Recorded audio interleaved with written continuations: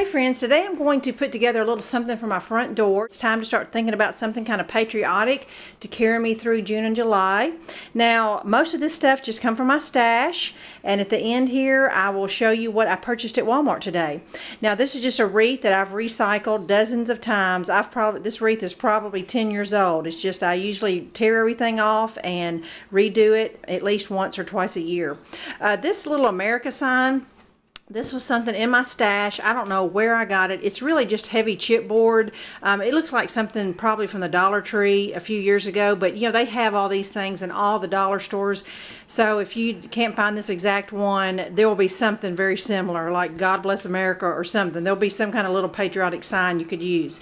Of course, a glue gun. Now, I just pulled out some burlap ribbon. I think I'm going to kind of go with the rustic theme, and I'll show you why in just a second. And these are just some little metal stars I had in a thrift haul a couple months ago, and I knew I would use them for 59 cents. They were originally at the Target spot for $1, but I got them for 59. Now, I went out in my yard and just picked up some limbs, some little sticks. Now, this is the sort of thing you do when you are a good 45 minutes from the nearest Michael's or Hobby Lobby. So you use what you got and you just become inventive.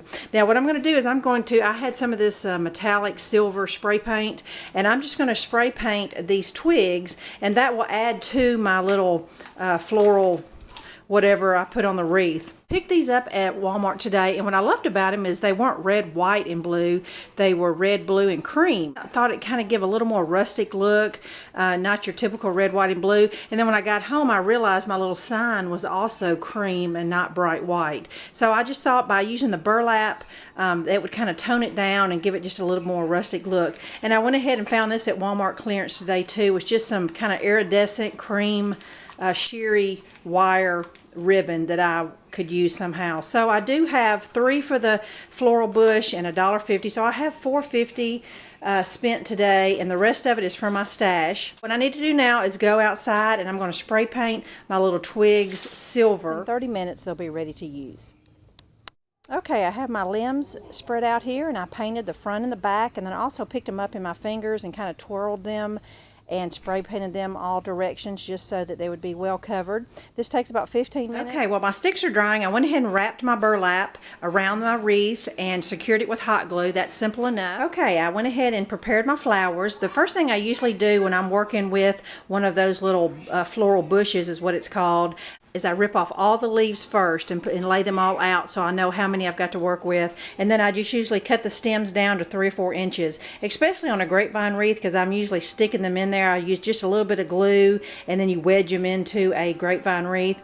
So now I've got 2 of each color, and then I've got probably a dozen or so leaves that I can strategically glue wherever I need a little filler. Okay, I'm just going to catch you up for a second where I'm at. I went ahead and placed my sign here, kind of the lower half, kind of an angle, and I hot glued my stars on each corner. I've kind of played around with it. Now my flowers ended up being a little too bulky, so I just kind of pulled the tops out of them, and I'm going to put a little floral thing down here at the bottom, I believe, so that way this kind of cuts down on just the bushiness of the flowers. I think that'll do better once I start setting them.